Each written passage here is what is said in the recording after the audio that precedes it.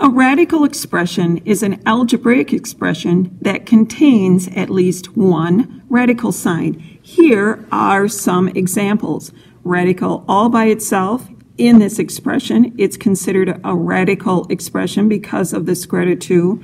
And each of these two are radical expressions because by themselves, they have the radical sign included in them.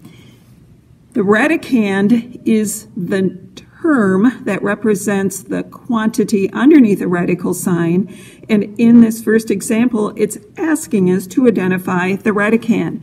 That would simply be the term AB. Here in this next example they're asking us to identify the radicand. Again, the radicand is the term for the quantity underneath the radical, and this will be x plus 2.